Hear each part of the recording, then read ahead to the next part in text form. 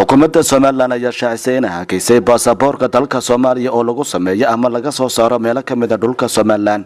Shir jaraa'id oo ay wadajir u qabteen wasiirka arrimaha gudaha, wasiirka duulista, taliyaha ciidamada booliska iyo taliyaha laanta socdaalka ayaa waxay ku adkeeyeen in aanay suurtagal ahayn in baasaboorka ku astaysan in lagu sameeyay magaalooyin ku yaala dalka Soomaaliland hase yeeshee laga leeyahay dalka Soomaaliya aanay suurtagal ahayn in laga dhoofo garoomada dalka gudihiisa. wasiirka arrimaha gudaha Yaasiin Xaaji Maxamuud Xiir oo halkaasi ka hadlay ayaa yiri in gabi ahaanba la joojiyay qaadashada isticmaalka iyo ku safarka baasaboorka Soomaaliya ee ka soo baxay ama ku qoran tahay in lagu sameeyay goob ka mid ah dhulka Soomaaliland laga bilaabo bishan January 2017 sidaa darteed dhammaan shirkadaha safarka iyo diyaaradaha kuwa airlineska iyo travel agencies-ka la yiraahdo kuma jari karaan tigidh baasaboorka kor ku aan soo sheegay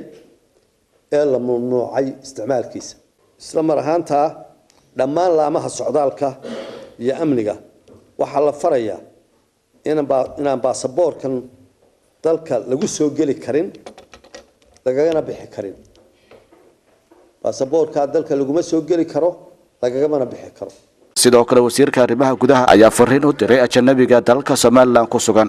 waxaanu kaloo halkan rabnaa inaanu ka sheegno dadka ajnabiga ah ee dalka ku sugan inay isdiiwaan geliyaan oo xarumaha loogu talagalay ee loo furay khaas ahaan degmada tan waxa la gobol caasimadda Hargeysa xarumaha looga furay dhowr meelood oo special ay ka mid tahay meesha xarun weyn oo ku taala Goljanno inay iska diiwaan geliyaan. wasiir Yaasiin ayaa dhinaca kale shacabka Soomaaliland ku adkeeyay inay soo qaataan kaarka dhalashada. waxaanu haddaba dadka jeclaan lahayn inaanu ku wargelino in loo baahan yahay inay qaataan kaarka muwaadinka.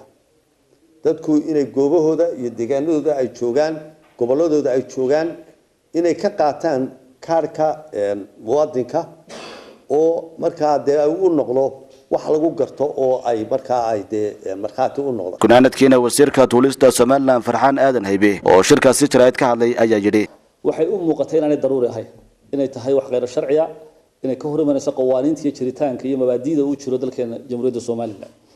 sababtaas awgeed maanaan lama mamnuucin baasaboorada lagu soo sameeyay dalka dadka Soomaaliya lagu soo sameeyay wuxuu la mid yahay ninka Danish passport sita ama American passport sita ama Ethiopian sita ama Djiboutian sita waa isku mid. fiisana waa la siinayaa waanu ku soo gali karaa waanu si sharci waanu kaga bixi karaa. laakiin baasaboor dal kale oo dalkeena gudihiisa lagu sameeyay sida wasiirku sheegay waa mamnuuc. Najaadan Cunaaye, Home Cable TV, Hargeysa.